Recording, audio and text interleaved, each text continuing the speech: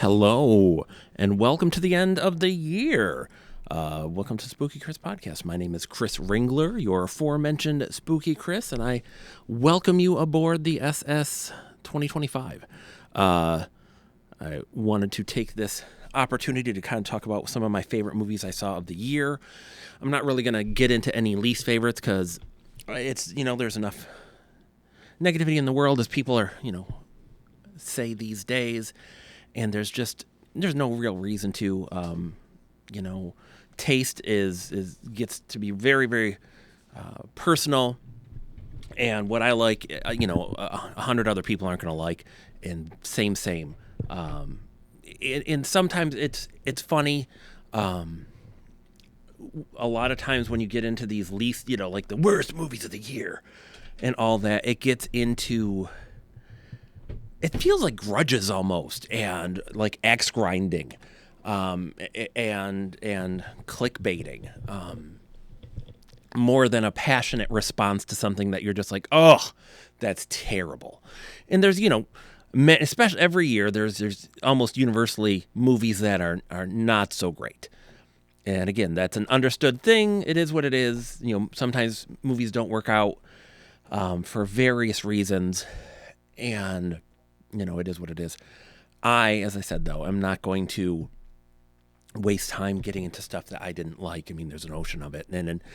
And frankly, the real stuff that doesn't connect with me is generally on a much, much lower level, and to punch kind of down at folks that are just doing stuff out of either passion or just, they may not just have the right skill set or tools to try to pull off what they're trying.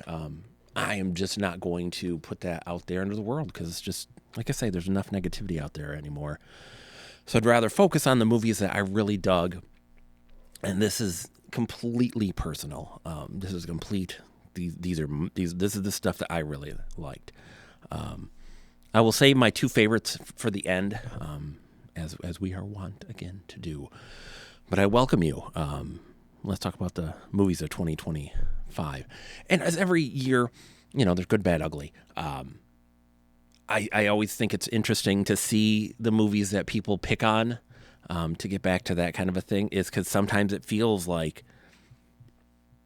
it's just an axe to grind or, some kind of point to make more than a reflection of the goodness or badness of a movie. And again, I think especially critics, forget that while they are bringing their expertise, I mean, that's really what we want from a critic, is an expertise, a knowledge, context, and just you saw it. Tell me what you think. But, sometimes you also got to kind of put aside your biases and your, what you bring to it, and just let the movie come to you sometimes. Instead of like, well, I really wanted it to be this or that. Or it's like, well, sometimes it is what it is. So one of the recent movies I saw that I really dug was a movie called In Your Dreams. It is an animated film. It was on Netflix. We watched it because we have a young daughter. And it was fun. It was a fun movie about a girl trying to get her dreams via the Sandman. And it was really well done. In the movies, so the movies I liked of the year, our movies I gave, 4 stars out of 5. So that's my criteria. I should back up and say that's my criteria. So is In Your Dreams one of the best movies of the year? Meh. I give it a 4 star. I thought it was super solid, and it's worth a look. I thought it was really fun. So we'll say best, quote unquote best. My fave movies of the year? Maybe we'll go with my favorite movies of the year, because best again gets into real muddy soup. One of the other movies that I had seen, pretty recently was Predator Badlands, which was just fantastic. It was really great. They capture kind of the sci-fi and the action elements that people expect from a Predator movie and from the franchise. They expanded the lore. They did something, in the storytelling that hadn't been done before. And it's just a real fun, solid movie. It's interesting because it captures the feel of the original and the good 80s kind of action sci-fi movies, without relying on tropes and relying on aping those films, as a lot of movies do these days. Instead of kind of taking the filmmaking acumen, they instead like, oh, we're going to put a synth score and we're going to put like filters and we're going to do really kitschy stuff, and they get stuck on that. And spun off of that, another one that was really, really, really fun this year was Predator: Killer of Killers, which was their animated film that they released on directly to streaming. It was on Hulu. And again, great. Does different stuff with the character.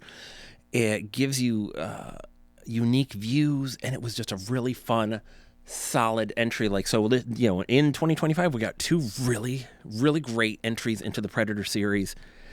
And I mean, when you look at even Alien Earth and what they did with Alien Romulus, like, if they can kind of thread the needle, they could do something really fun with a Predator meets Alien. How they bridge that gap and the why of it all is what's going to matter, and how they get there. But, I think Badlands really set the table to invite that franchise in, to kind of like see what we can do. And it was done in a really good way. Saw the Gabby's Dollhouse movie, and again, super solid, fun family movie. We are big fans of Gabby's Dollhouse on Netflix. It's a fun family show about a girl that it's all, imagination. She can shrink down and enter her dollhouse. It's full of kitty cats, and they have little funny and silly adventures. And the movie was kind of the same. Is on a bigger scale with movie stars and stuff, but it was really fun. It was a nice story.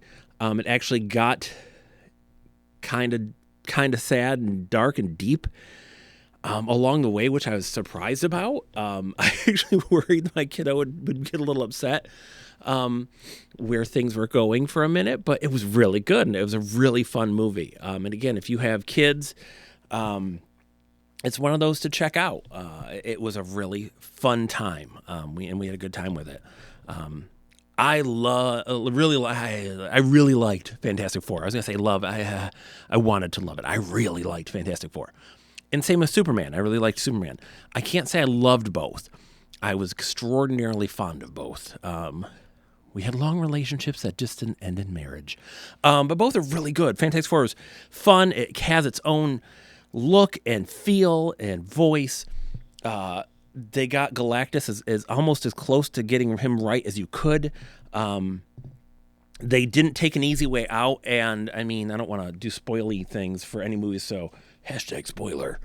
So skip like 15 seconds ahead if you don't want any spoiler. But I appreciated that they didn't dispatch of Galactus in an easy way, as they do a lot of times. And I get it. It is a lot of these movies are. Well, it's a franchise. You can only make so many. So, like,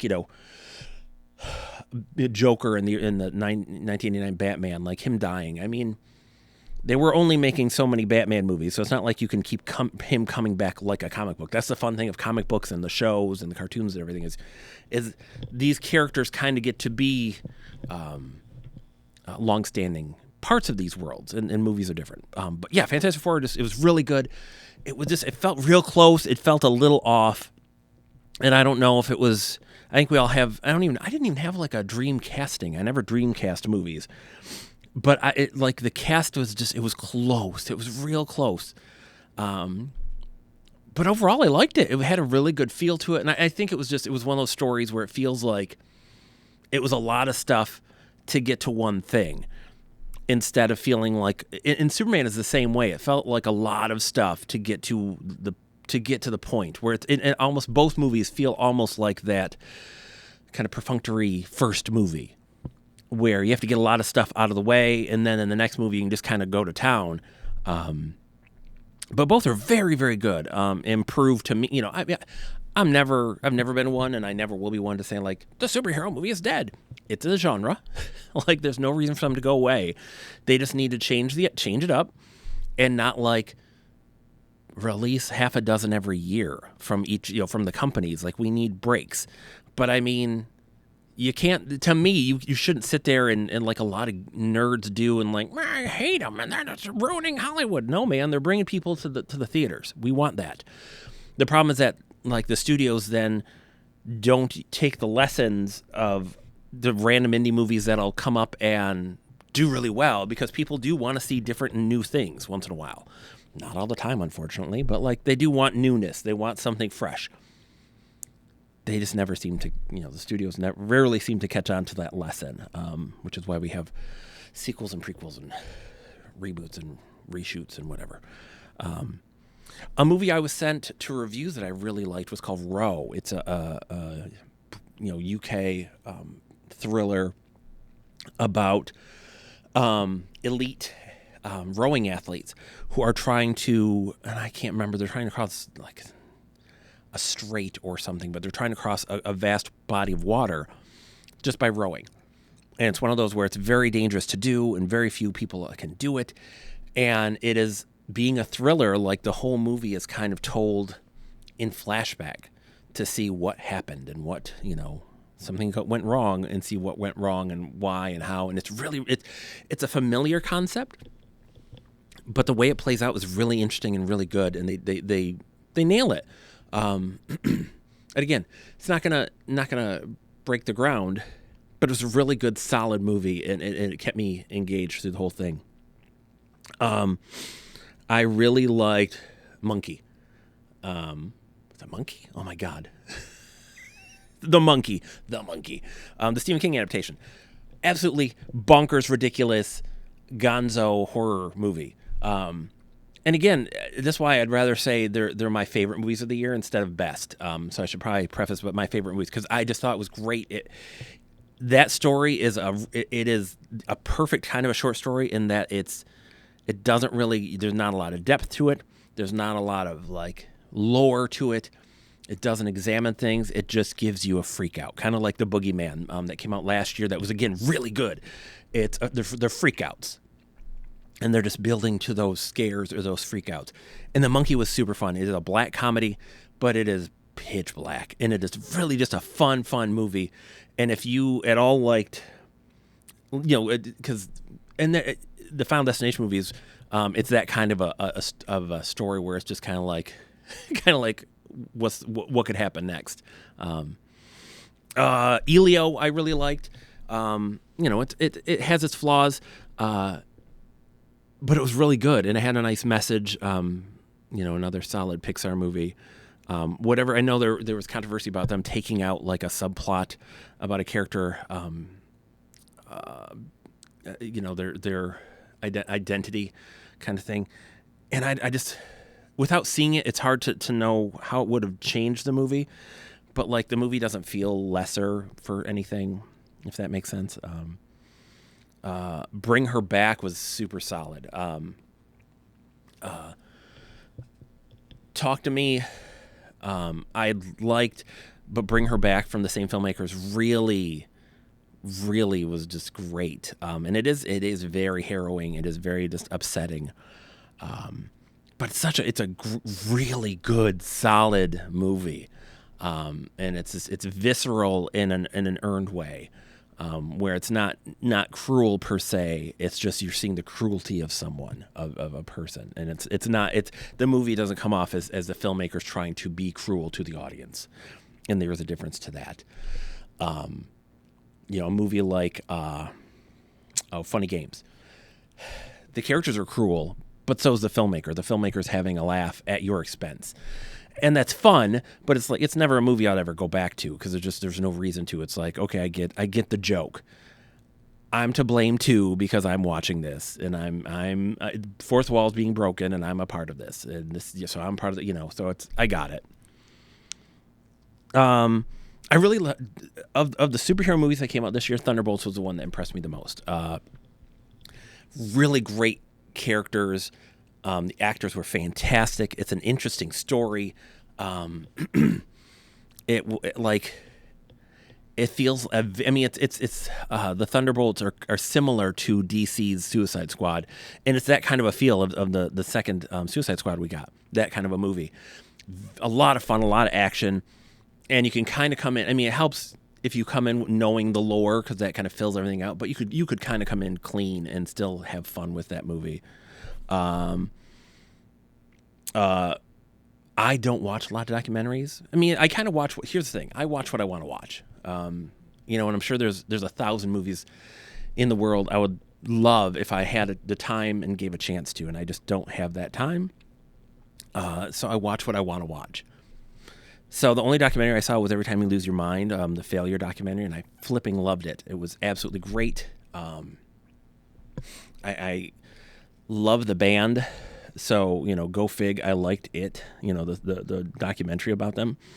But I thought it was just a really good, engaging, raw look at a band that's been around since the 90s that kind of had influenced kind of the like some of the alternative kind of spacey, shoegazy mope rock of that era. And they're still around, and that's amazing. I really also dug Hard Eyes. I thought it got kind of a bad hand. It's a really fun movie. That is it works as a really good slasher, but it also is a fun slasher. And while I like kind of dark, creepy, nihilistic kind of slashers, this was more of a fun one. And again, it's a throwback kind of to the 80s in that it was very fun, and there's humor. And there's kind of passion in it, and it was really good. And if you hadn't seen it and you like slashers, you like horror movies, it's a great, great, fun movie. And, stick through the credits. It's really, really, really good. I'm sorry it didn't do better because, they really want to do more with that kind of franchise. And it's obviously not going to happen. And my two big favorites of the year, and I still... Oh gosh, I forgot to put one on there. And I can't even remember if I gave it 4 stars. I think I did. Is Life of Chuck, which was a beautiful movie, really great. It's Mike Flanagan adapting Stephen King. It's not horror Stephen King. It is his contemplative, thoughtful Stephen King. You can probably figure out what's going on. Probably pretty early-ish in it, but how it gets there is what matters. And it's just a really, really good movie. It's very heart-wrenching. And it's one of those, that's the movie I think of when I think of movies that seems like there was a Grudge kind of variety had come out with their worst movies of the year. And their worst movie was Life of Chuck. And I'm just like, you need to see more movies or you need to get over yourself. Cause even if you're like, well, I don't like it. It's too schmaltzy and it's too maudlin and too plays with your emotions too much and blah blah blah. Okay, cool. I can come to that table and say, okay, I can see that. I still loved it. There's a whole ocean of movies that do the same darn thing that are beloved. Gone with the Wind, anyone? And I thought it was great. And I really really loved it. And thought it was fantastic. So, and before I get to the last two, there's still time. There's a day left, and I have an intention to watch one more of the big movies of the year if I can, before the lights go out. So who knows? And after the turn of the year, I'm gonna have movies that I've seen from this year that I'm like, oh my gosh, that was great. So it is what it is. This is the snapshot from this day, December 30th, 2025. My 2 favorites of the year are Sinners, which is just a fantastic movie. It's a beautiful film. It's got amazing acting. It's got a really gripping story, really good music. And it was amazing movie. And if you haven't seen it, you have to see it. I still the reason it's not my favorite of all, the whole year, was that I just feel like the music kind of, they kept getting into musical kind of breaks almost. And it's probably, I've only seen it once, so it feels like more than it is. But it just felt like it slowed the film down, as good as it is overall. But my favorite movie of the year was One Battle After Another, which blew me away. It shows Paul Thomas Anderson, the director, really has, in my mind, has come into his own, which he was directed, brilliant films through his career. But this, to me, really showed that he's really up, like he's on another level, where filmmakers like a Scorsese, like Spielberg, who can dip into other genres and make a movie. And it doesn't have to be this. And I love Wes Anderson, but like Wes Anderson kind of makes the same movie over and over again, like the same style, same shtick, kind of dark, wacky comedies, kind of thoughtful comedies. But One Battle After Another was really, really good. It's a long movie, but it was fantastic. And you really don't feel, outside of just like watching the clock for if you have stuff going on, like you don't feel the time dragging. So that was my favorite movie of the year. And that's that, man. Some great stuff, and I'm sure I missed things. I was trying to look at my Letterboxd and grab the 4 stars, and I'm sure I missed something. But yeah, just great stuff. And it's funny, every year you hear like, the movies were terrible, there's nothing good, Hollywood's dead, every year you hear the same thing. And while the studios are in a hot mess and it looks very bleak, the fact is that there's ways to get the best movies ever made in pristine, like better than they've ever looked kind of versions for home viewing. You can stream a lot of current stuff easily. And they're still making, as of this date, they're still making really relevant, interesting, thoughtful films. And, One Battle After Another is one of those where it's really, despite it being adapted from a book, like it is a snapshot of this moment in history as much as anything else too, which is really fascinating. So that's that. I thank you for listening. I thank you for a great year. It has been a fun year of, I never had an intention to get into the interview game, but somehow here I am, and am lucky enough to be able to interview folks from time to time and have conversations with them, and that's great. And I hope that continues. And there's a whole boatload of those conversations on my website, spookychris.com. Links to all my books. I've written over 20 books, ranging from horror to fantasy to kids' books, and even a cozy mystery thrown in there. Feel free to browse around. And there's blogs on my site. Everything is on spookychris.com. If you want to find out more of my podcasts, you can look at your least favorite streaming app or podcasting site, and I'm going to reckon that you will find it. And friend, I hope you had a great year. It's been an up and down year for everybody. But I hope as it ends that there is much for you to look forward to and much for you to do, because there's a lot going on and you're part of it, friend. I will talk to you soon. Happy New Year.